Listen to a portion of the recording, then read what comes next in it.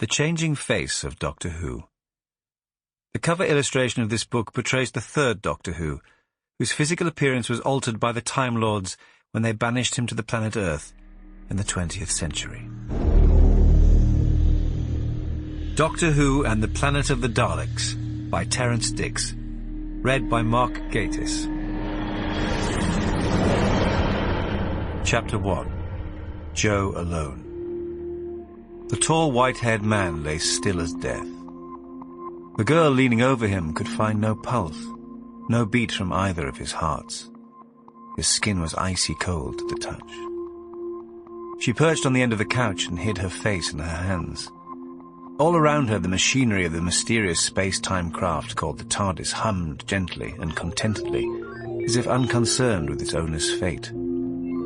The column in the many-sided central console rose and fell.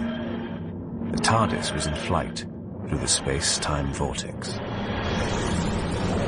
The girl, who was very small and very pretty, rubbed her eyes and stood up.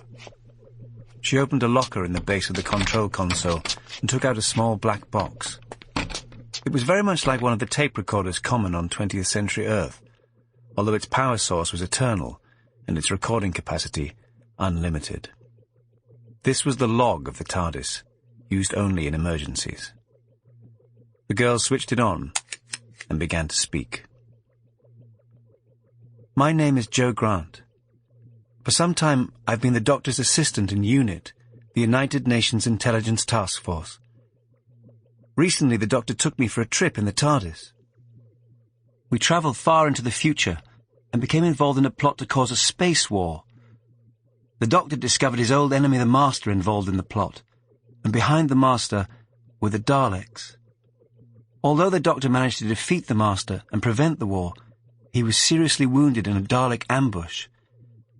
I managed to get him into the TARDIS. Joe's voice faltered as she remembered the dangers they had escaped. She steadied herself and went on. The Doctor had a serious head wound. He was barely conscious. He managed to get the TARDIS to take off, then used something he called a telepathic circuit to send a message to his own people, the Time Lords. After that, he started slipping into a coma. He said he might sleep for a very long time. He asked me to record what happened in this log. Joe switched off the log and went to examine the Doctor again. When she'd finished, she picked up the machine. The Doctor's breathing seems to have stopped. There's no pulse or heartbeat, and his skin is icy cold. Joe Grant paused and took a deep breath. She was well aware that in any human being these symptoms could have meant only one thing: death. What gave her hope was her knowledge that the Doctor was not human. She had seen him in this kind of coma before. It had been part of the mysterious process by which his Time Lord body was able to heal itself after exceptional damage and stress. Joe hoped this was happening now. The alternative, that the Doctor was dead or dying, was too terrible to contemplate. Suddenly she became aware that something was happening. The sound of the TARDIS had altered.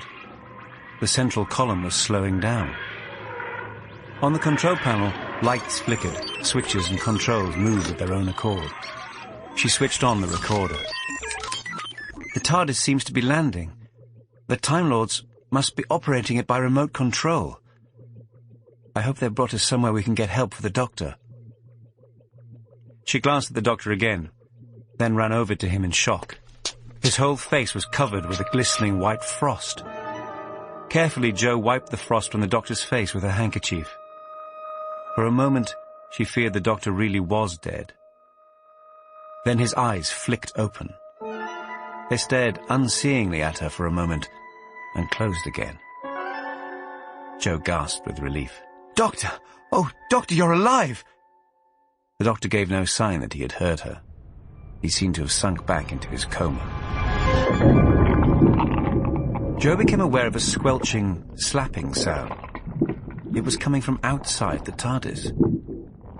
She went to the control console and after some fumbling managed to find the scanner switch. Slowly a dim picture appeared on the little screen. It showed a stretch of dense Sample complete. Ready to continue?